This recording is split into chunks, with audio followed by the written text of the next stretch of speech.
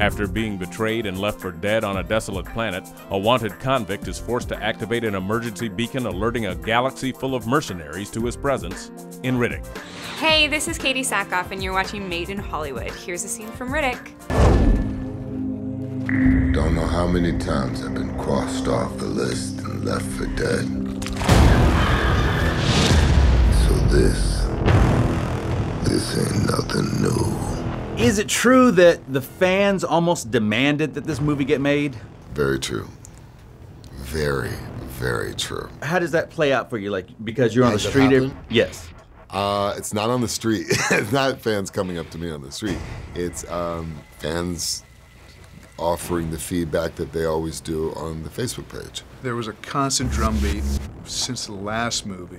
It's just like, you can't leave us there. You can't just leave this guy on the throne and then just say there's nothing else. So even though the studio didn't actively want to make another Riddick, Vin and I felt the pressure to continue the story. If not complete it, continue it. Action.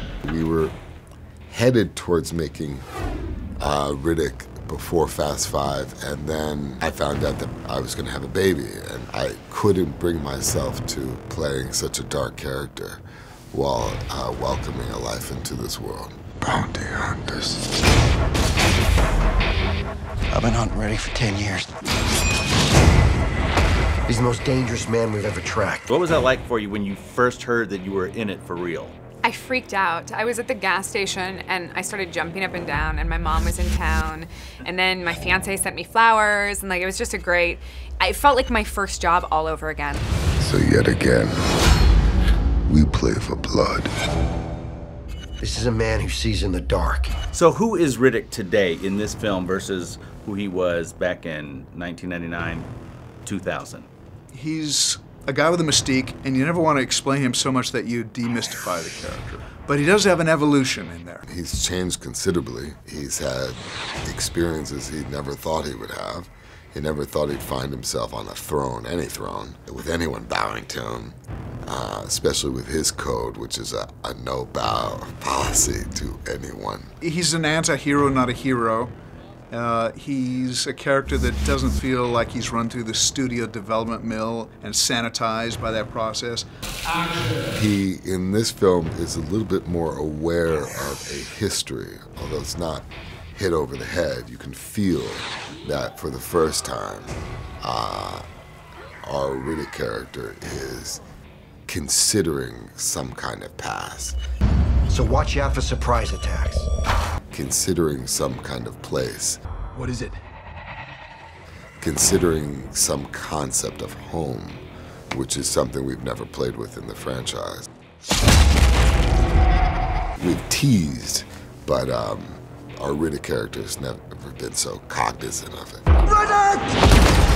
I loved Pitch Black. I loved Chronicles of Riddick. I think this character kind of allows you to own your darkness in a sense, you know?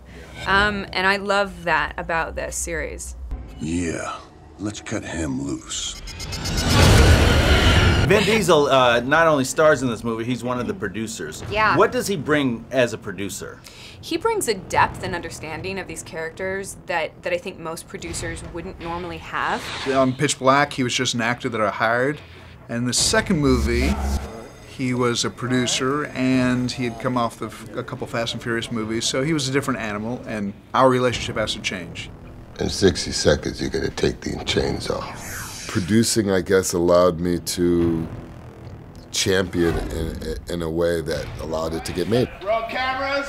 He has championed this from the very beginning, and this series is home to him. You know, he really gets it, and he expects you as a member of the cast to understand your character just as much as he understands his. 3, 2, 1, action! I had to go to Europe and introduce and show conceptual art and walk people through what this movie would be to sell foreign first to get it made. He works the stories with me, and then ultimately when we agree on a story, I go off and I write it, and we're tweaking it all the way along.